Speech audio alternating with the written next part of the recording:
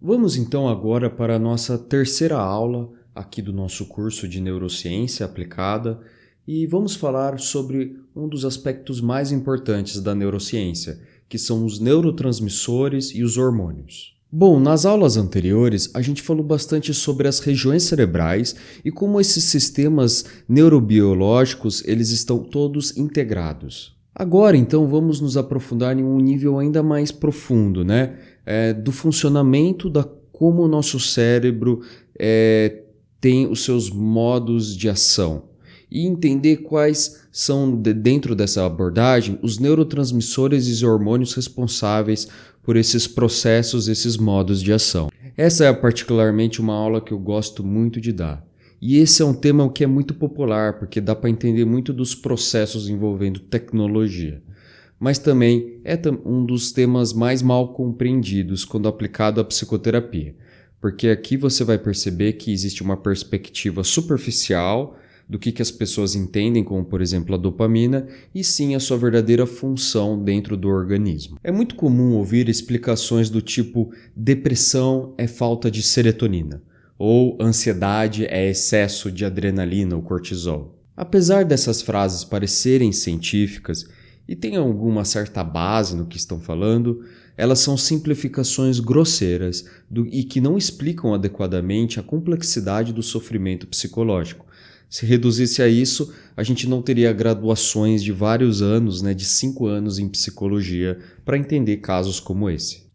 Então, nesta aula, o objetivo aqui é justamente a gente sair dessa simplificação, desse reducionismo, para a gente conseguir entender o verdadeiro papel desses mensageiros químicos na experiência mental e emocional do ser humano. Os neurotransmissores, para a gente começar, são substâncias químicas liberadas por neurônios para conseguir gerar uma comunicação entre eles. Então, é um mensageiro entre neurônios. Esses neurotransmissores e hormônios atuam principalmente no sistema nervoso central.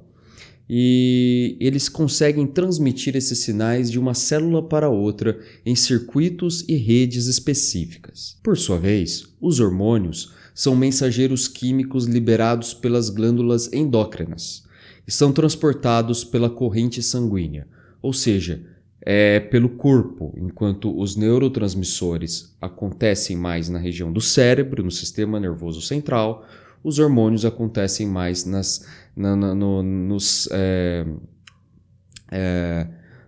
correntes sanguíneas do nosso corpo. E isto afeta diretamente também os nossos órgãos, os nossos sistemas de uma forma ampla e duradoura. Então, existe toda essa rede entre aquilo que seria o sistema nervoso, esses mensageiros, e esses mensageiros no nosso corpo. E essa diferença ela é fundamental para a clínica. Porque enquanto os neurotransmissores costumam atuar de maneira muito rápida e localizada no nosso cérebro, os hormônios já têm um efeito mais difuso e prolongado. A transformação e a mudança hormonal acontece de uma maneira mais lenta que os neurotransmissores. Mas é importante entender que ambos, neurotransmissores e hormônios, modulam os estados mentais, emocionais e corporais, mas nenhum deles, isoladamente, determina qual é o quadro psicológico. Porque aqui, esses quadros, como por exemplo depressão, ansiedade, entre outros quadros, é o conjunto, é a combinação de uma rede extremamente complexa que, dentro desta rede, existe uma base de mensageiros bioquímicos que são os neurotransmissores e os hormônios. E agora vamos conversar um pouquinho também sobre algum dos neurotransmissores centrais que a gente consegue tratar, utilizar dentro do nosso processo psicoterapêutico com os nossos clientes. Então a gente tem que começar pelo mais importante, que é a serotonina, que está envolvida justamente na regulação do humor, na regulação do sono, do apetite e da sensibilidade emocional. Então a serotonina ela é a base para vários dos transtornos, ou até a resolução desses transtornos, da regulação emocional por trás das emoções. A serotonina, então, ela participa de múltiplos circuitos e seus efeitos dependem do contexto, dos receptores envolvidos e da interação entre diversos outros sistemas, sejam eles dos sistemas do nosso cérebro, sejam os sistemas, complexos sistemas do nosso corpo. A dopamina, por sua vez, outra que é muito famosa por causa das questões da internet, né? Jejum de dopamina, excesso de dopamina, enfim. A dopamina ela é mais famosa que a serotonina. Essa dopamina, essa molécula, né, esse mensageiro, ele está associado ao processo de motivação, aprendizado e recompensa. Então é importante entender que a dopamina ela não é um neurotransmissor do prazer, como muitas vezes as pessoas dizem, né? Eu estou sentindo prazer, então eu estou sentindo dopamina. Tenho que diminuir a dopamina. Esta é uma forma simplória de entender esses processos. A dopamina, na verdade, está muito mais relacionada à antecipação, à busca, ao engajamento com objetivos. Ela é, vamos dizer, a base cerebral para a ação. Então a gente precisa da dopamina para ter atenção.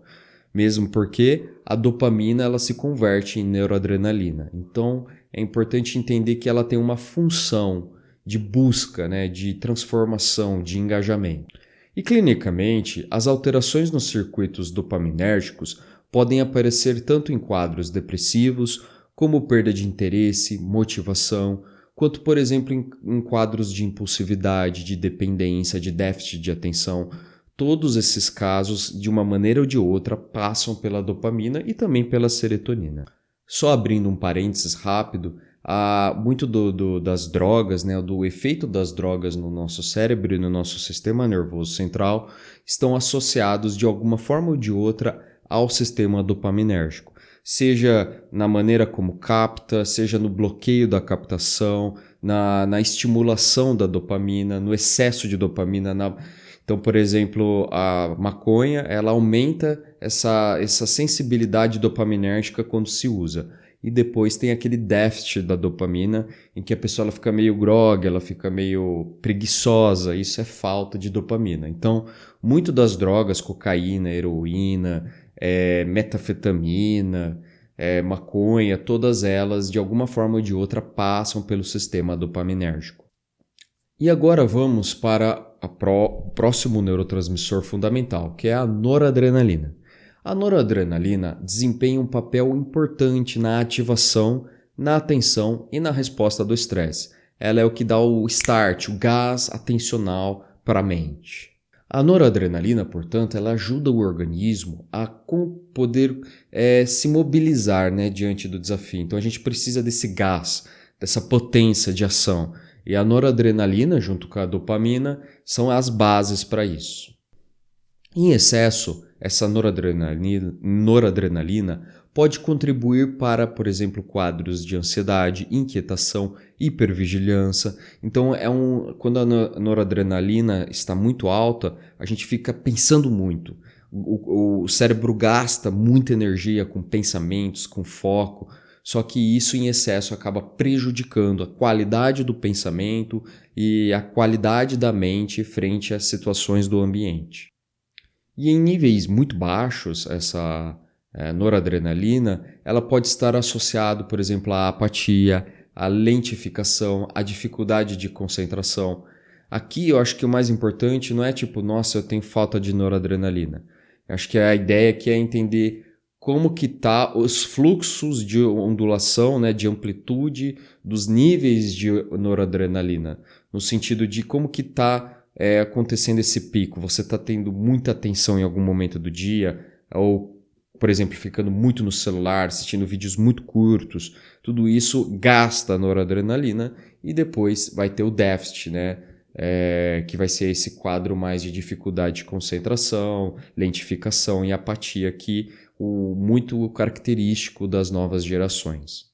E agora vamos para o nosso próximo neurotransmissor super importante também, que é o GABA, o GABA, que é o principal neurotransmissor inibitório do nosso cérebro. Vou explicar um pouquinho mais. Aqui, o GABA, o GABA, ele atua como um freio, uma redução da ativação. Ele reduz a excitabilidade neural, promovendo relaxamento e estabilidade mental. Quando o sistema GABAérgico está funcionando adequadamente, o indivíduo ele consegue tolerar mais as emoções intensas sem ser dominado por elas. Então ele consegue ter essa capacidade de frear, de diminuir a ativação, né? De reduzir a essa intensificação. E as alterações nesse sistema estão frequentemente relacionadas e associadas a, por exemplo, a ansiedade, a dificuldade de regulação emocional e o contrário também. Então, quem tem uma capacidade nesse sistema GABAérgico consegue mais regular as emoções porque consegue ter esses mecanismos de frear, de parar, de dar um stop e conseguir entrar em outros processos de integração do corpo e da mente. E agora vamos então para o próximo neurotransmissor, que é o glutamato, que por outro lado é o principal neurotransmissor excitatório. É meio que o contrário do GABA, né, do GABA. Esse neurotransmissor do glutamato, ele está diretamente envolvido em processos de aprendizagem, de memória, de plasticidade neural. Então é justamente essa capacidade de ativação. Então a gente precisa tanto do processo de ativação quanto de desativação. Aqui é importante entender também o conceito do equilíbrio entre o glutamato e o GABA, que é essencial para o funcionamento saudável do sistema nervoso e da maneira como a gente responde ao ambiente. É importante entender que desequilíbrios ligados nessa relação entre esses dois neurotransmissores podem contribuir fortemente com os estados de hiperexcitação ou entorpecimento emocional. Então, vamos dizer, são os dois extremos. A pessoa que não consegue parar a mente, o corpo, sobretudo a mente, os pensamentos, e também pessoas que não conseguem pensar direito, estão muito lentas, muito entorpecidas. Passando agora para o outro nível dessas moléculas mensageiras, vamos para os hormônios, vamos começar pelos hormônios que são os mais relevantes para que a gente entenda esses processos que acontecem na psicoterapia e no funcionamento humano. E o primeiro é o mais importante, com certeza, que é o hormônio que está ligado a todos os outros hormônios e também neurotransmissores, que é o famoso cortisol. Já ouviu falar do cortisol? Tem que ter ouvido falar, hein? Bom, como vimos na aula anterior, o cortisol ele é um hormônio central na resposta ao estresse. E estresse aqui não é o estresse do senso comum. O estresse seria esse mecanismo do corpo de ação, né? Então, quando a gente diz o hormônio central, a gente está querendo dizer que é o hormônio central na resposta à ação no meio. Então, a capacidade de agir sobre o ambiente. E aqui entender também que, em curto prazo, ele ajuda demais o organismo a lidar com os desafios. Ou seja, no nível adequado, o cortisol é o que dá energia para o corpo agir. Mas o cortisol em estados crônicos e estruturados na nossa vida, em níveis elevados e persistentes, ele pode afetar de fato negativamente o humor, a memória, o sono, a imunidade. Então, aqui o cortisol, no nível certo, é bom em todos os níveis. É bom para a nossa mente, é bom para o nosso corpo, dá energia no nível certo, mas quando ele está desregulado, também todo o resto começa a ficar ruim. O sono fica ruim, a imunidade fica ruim, o humor fica ruim, a memória fica ruim, a mente, o corpo, tudo. Então, por isso que o cortisol é muito importante, a gente entender ele e saber a natureza do seu funcionamento. Outro hormônio que é de extrema importância... Outro hormônio que é extremamente importante é a adrenalina, que é muito parecida com a noradrenalina, por isso também a semelhança do nome. E a adrenalina, ela atua de forma rápida na preparação do corpo para a ação. A adrenalina está diretamente ligada à ativação fisiológica observada em estados, por exemplo, de ansiedade e pânico. Então, tem um pico de adrenalina no nosso corpo. Avançando um pouquinho mais, para dar tempo nessa nossa aula de 14 minutos, tem também o outro hormônio que é fundamental, que é a ocitocina, que já está associada ao sistema do afeto, ao sistema do vínculo, da confiança, da regulação social. Então, é o que faz a gente se conectar. A ocitocina é a característica que nos faz ser mamíferos, diferente de outros animais. Então, ela é fundamental para essa cola social que nós temos com os outros seres. E a ocitocina, ela desempenha um papel importantíssimo na relação terapêutica, o que facilita essa sensação de segurança e conexão. Então, a ocitocina ela tem que ser a base da relação terapêutica para que a pessoa ela tenha vínculo com você, ela confie em você, ela goste de você. Porque é esse vínculo bem solidificado que vai dar a base para todos os outros processos que vão acontecer na psicoterapia. Bom, gente, é fundamental a gente compreender que os neurotransmissores e os hormônios não atuam como causas diretas dos transtornos psicológicos, mas eles estão intimamente relacionados. Esses hormônios e neurotransmissores, eles modulam os estados do sistema nervoso, influenciando a forma como o indivíduo percebe, sente e reage ao mundo. É justamente entendendo esses neurotransmissores e hormônios que a gente consegue ver essas relações com o ambiente. A experiência psicológica, por sua vez, também é influenciada por esses sistemas bioquímicos e trata-se de uma relação bidirecional e multidimensional. Então a ideia é que cada um desses neurotransmissores e hormônios representam também estados de consciência, estados da mente, estados da experiência. Então é importante a gente ter, vamos dizer, uma base, né, um espectro biofisiológico de estados que às vezes são subjetivos. Às vezes não, são subjetivos, né? Por exemplo, o estado de consciência de estar atento, desperto, conectado com o meio ambiente. Isso aí é um estado subjetivo, psicológico, mas existe uma base neuroquímica por trás. E isso tudo nos leva a um ponto central para a psicoterapia, que são intervenções psicológicas que podem alterar o funcionamento neuroquímico ou, de maneira indireta, consegue atuar nessa compreensão, consciência e ação desses neurotransmissores e hormônios. A psicoterapia, portanto, junto com práticas de regulação emocional, mindfulness, exercício físico, sono adequado, vínculo, relacionamentos, hobbies, tudo isso são, vamos dizer, vários dos diversos mecanismos da psicoterapia capazes de alterar, modificar essa atividade do sistema nervoso central e dos sistemas neurobioquímicos desses mensageiros do nosso cérebro e do nosso corpo, promovendo também um direcionamento para um estado de mais equilíbrio e flexibilidade psicológica e neural. Mas André, por que isso é importante?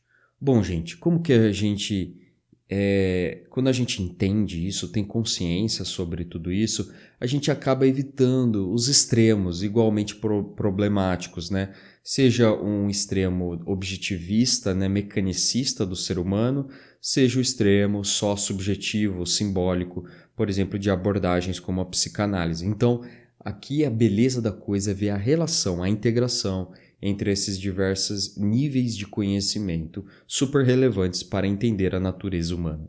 De um lado, o reducionismo biológico atribui tudo ao sofrimento, a uma química cerebral. Então, a pessoa está ansiosa, deprimida, sem atenção, tá aquele remédio. Toma serotonina, toma dopamina, toma noradrenalina, enfim, dependendo do contexto do quadro clínico. Por outro lado, o reducionismo psicológico ingênuo ignora completamente as dimensões biológicas da experiência, o que também é um grande problema porque tem toda uma base evolucionista, bioquímica que ajuda muito a gente a entender por que a gente funciona desse jeito e qual que é o melhor caminho para se seguir. Então a neurociência ela é bonita por isso, porque ela nos convida a uma visão integrativa em que a mente, o cérebro e o corpo se influenciam em diversos processos e sistemas e redes interconectadas e interdependentes. E na clínica psicológica, na psicoterapia, esse entendimento muda a forma como a gente explica o sofrimento do nosso paciente e os processos que estão acontecendo. Em vez de dizer que algo está faltando ou sobrando, no nosso cérebro, podemos explicar esse sistema está desregulado, tá faltando equilíbrio, mas também entender que ele é plástico e que ele é responsivo. Então, a maneira como estamos agindo, as atividades que estamos fazendo, os hábitos que estamos cultivando, determinam também essas configurações neuroquímicas dos neurotransmissores e dos hormônios. E isso costuma ser o mais acolhedor, o mais efetivo com os nossos pacientes, porque não tem essa estigmatização bioquímica, mas também é compatível com os processos e os conhecimentos psicológicos de outras abordagens mais qualitativas. Então, para a gente encerrar essa aula super importante, leve consigo a seguinte ideia: os neurotransmissores e hormônios são moduladores do funcionamento e do comportamento psicológico e não determinantes absolutos de quem nós somos e o que precisamos. Então, esses mecanismos mensageiros bioquímicos, eles participam de sistemas extremamente complexos, dinâmicos e que podem ser influenciados pelas experiências subjetivas e qualitativas do sujeito. Então, aí entra outras dimensões do conhecimento, como, por exemplo, a personalidade, a fenomenologia, o processo da experiência do sujeito do mundo.